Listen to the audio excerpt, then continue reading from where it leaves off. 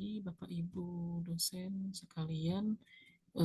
Izin, saya ingin mempresentasikan sebuah hasil temuan atau yang telah saya buat dalam mata kuliah eh, karakter building Pancasila.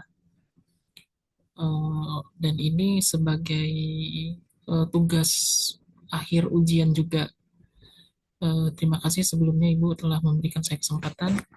Dan perkenalkan Bu, nama saya Zaka Aprido, dan saya berlatar belakang background kuliah BINUS online dan mengikuti mata kuliah S1 akuntansi D3 sampai S1 akuntansi. Izin saya ingin melanjutkan presentasi dari saya. Latar belakang masalah yang saya ambil dalam ketimpangan mengurangi ketimpangan sosial ini, mungkin dengan eh, pertama saya itu mendapatkan kabar berita bahwa ada seorang guru yang sulit untuk mengakses eh, ia untuk bekerja atau mengajar gitu. Jadi saya jadi ini tuh topik menarik untuk saya angkat gitu dalam hal eh, mengidentifikasi masalahnya dan apa sih yang eh, memberatkan para guru dan lain, dan ini masuk ketimpangan sosial gitu, kurangnya infrastruktur akses dan lain-lain, dan kurangnya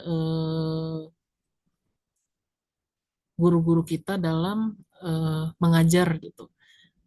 Dan ini juga melatar belakangkan masalah pendidikan yang ada di Indonesia gitu. Izin Bu, saya lanjut untuk rumusan masalah ini.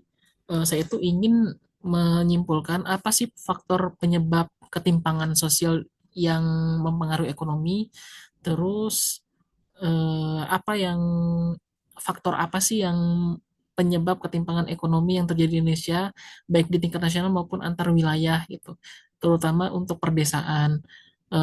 Ada juga nanti langkah strategis apa yang harus dilakukan. Tuh. Izin saya lanjut. Hasil temuan yang saya temukan itu berlatar belakang pada murid SD yang mengeluh gitu. Dia itu dalam 1 bulan nggak ada guru sama sekali, dan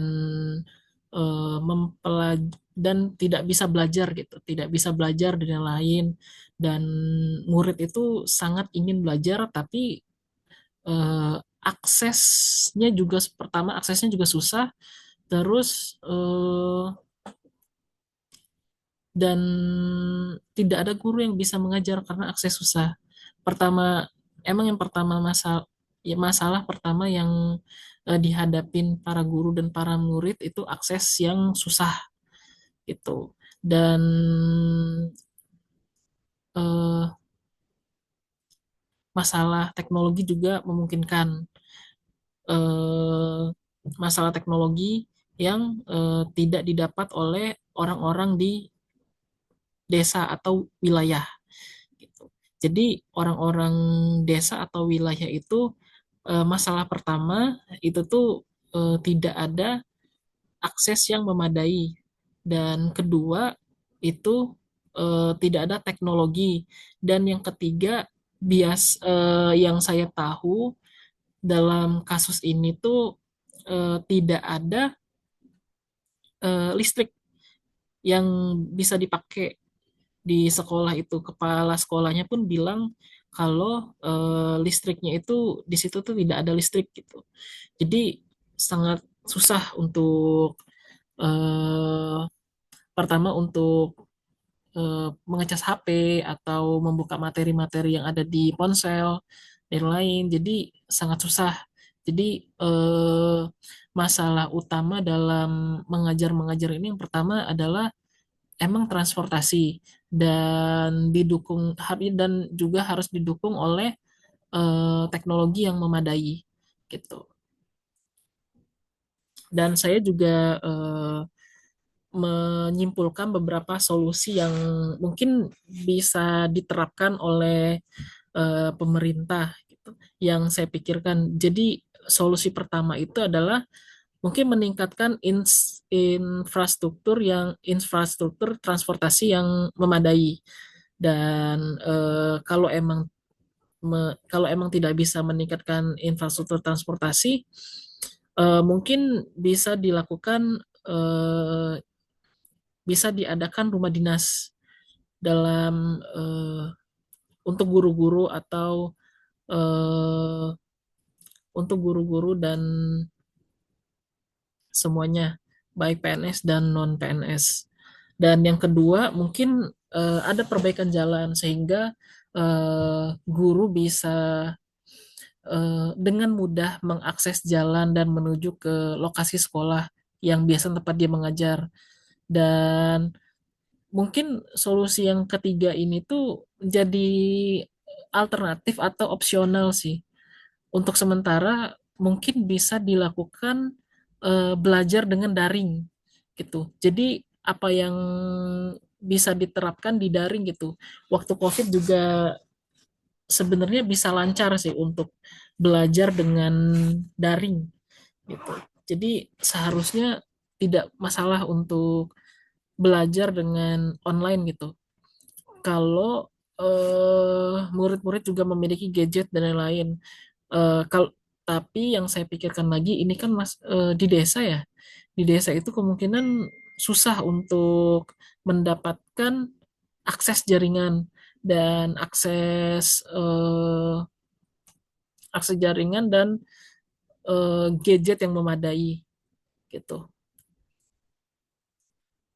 Mungkin untuk yang keempat, tingkatkan penyediaan perangkat digital seperti komputer untuk guru-guru dan seperti gadget dan lain-lain untuk guru-guru juga agar bisa mempermudah mereka dalam hal ngajar mengajar itu. Dan mungkin ada alternatif lain, bukan alternatif sih, mungkin ada saran untuk meningkatkan gaji guru juga baik yang PNS atau non PNS karena perjuangan mereka dalam mengajar di desa, perjuangan mereka dalam mendidik anak-anak di Indonesia itu sangat-sangatlah berjasa. Makanya menurut saya sangat penting untuk meningkatkan gaji untuk guru baik yang PNS dan non PNS gitu. Mungkin refleksi diri dari saya itu ketimpangan ekonomi di Indonesia ini masih menjadi permasalahan kompleks sih, terutama dalam akses terhadap pendidikan dan teknologi di daerah pedesaan dan sangat susah untuk mengakses jaringan teknologi dan lain. Sebagai individu yang hidup di era digital dengan akses yang relatif lebih baik, saya sih menyadari bahwa masih banyak masyarakat di pelosok desa yang mengalami kesulitan dalam mendapatkan hak hak dasar mereka seperti pendidikan dan teknologi. Makanya itu perlu harus ditingkatkan lagi dalam teknologi dan transportasi dan lain-lain agar memudahkan guru dan eh, adik-adik kita atau anak-anak kita untuk mengakses sekolah.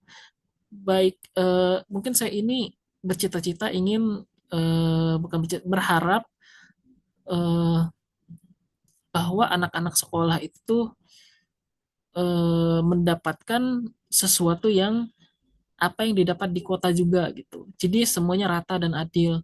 Dan itu juga menjadi salah satu strategi bisa menjadi salah satu strategi Indonesia untuk meningkatkan kecerdasan anak-anak atau kecerdasan eh, generasi seterusnya itu.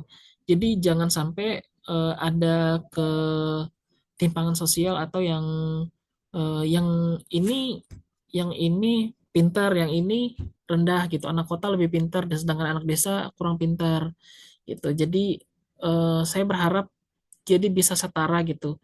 satu teknologi dan satu satu eh, satu transportasi yang memadai untuk para guru agar eh, para guru juga bisa mengajar dengan baik di sana. Itu. Terima kasih Ibu. Itu presentasi dari saya dan itu yang saya pelajari dalam masalah ini. Eh, Terima kasih untuk waktunya dan selamat pagi.